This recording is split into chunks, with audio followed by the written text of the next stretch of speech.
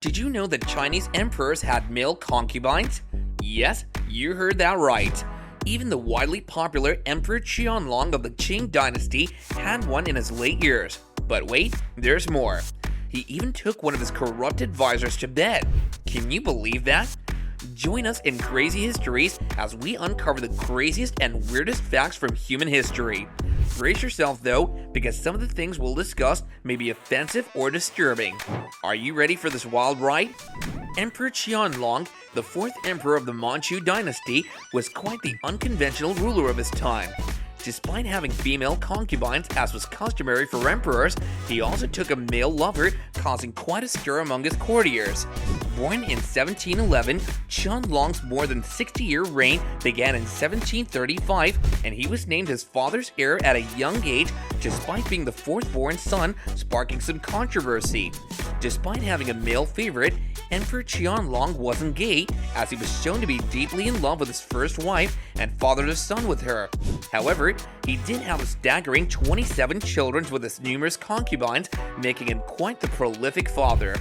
Qianlong's reign brought prosperity and growth to China, but it wasn't without scandal. Corrupt advisors held too much power, leading to some questionable actions during his rule. One such advisor was Hessian, who started as a lowly bodyguard and climbed his way up to the prestigious title of Minister of the Imperial Household Department. His influence over the emperor grew stronger by the day, and his meteoric rise to power was a sight to behold. Hessian was a man of mystery and intrigue, born in 1750 and working at the imperial palace as a bodyguard. He caught the eye of Qianlong due to his resemblance to one of the emperor's favorite concubines, and his good looks and strong work ethic earned him high positions in the court. Hessian's rise to power was nothing short of meteoric. From a mere bodyguard to Emperor Qianlong, he quickly climbed the ranks until he held one of the most coveted and influential positions in the entire empire, managing the household affairs and budget for the entire realm. But Hessian's ascension didn't stop there. To solidify his position even further, Qianlong arranged for his youngest and favorite daughter to be married to Hessian's son, forging an unbreakable bond between the two families that made other advisors green with envy. From trusted advisor to convicted thief, Hessian's rise and fall is a cautionary tale of power gone unchecked. With access to the empire's finances, he wielded a dangerous level of influence, using his position to line his pockets at the expense of the public. But even the emperor's favorite wasn't immune to justice, and Hessian paid the ultimate price for his corruptions. Historians can argue, but one thing's for sure: the relationship between Qianlong and Hessian was one for the ages. Hessian held a special place in Qianlong's heart, and their bond was unbreakable. Some even say that Qianlong's love for Hessian began in his youth when he fell for one of his father's concubines, but their love story didn't have a happy ending to it. Hessian was put on trial for corruption and sentenced to death. Despite this, the mystery and intrigue surrounding their relationship continues to captivate us even today. Love, intrigue, and reincarnation. Qianlong the emperor was captivated by a beautiful concubine, but their love was forbidden. When she was sentenced to death, Qianlong promised they would meet again in 20 years.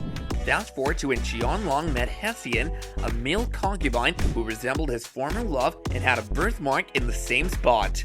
The emperor's lover, or much more, Hessian. This skilled man was fluent in 4 languages and excelled in finance despite his corrupt actions.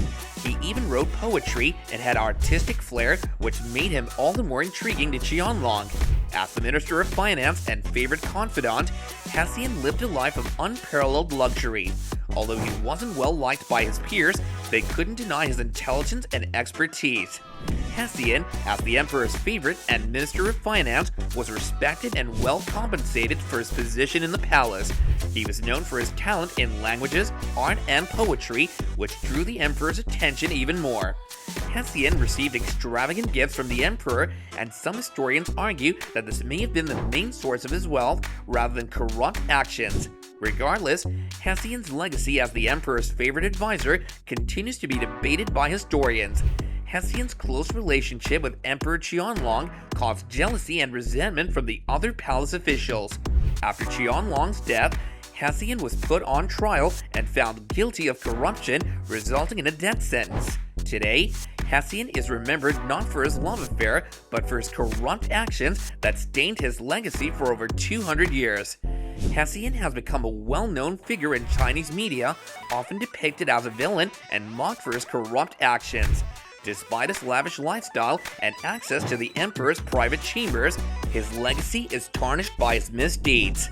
Is it worth being remembered as a terrible person for all time? If you enjoyed learning about history, then don't forget to subscribe and click the notification bell for more.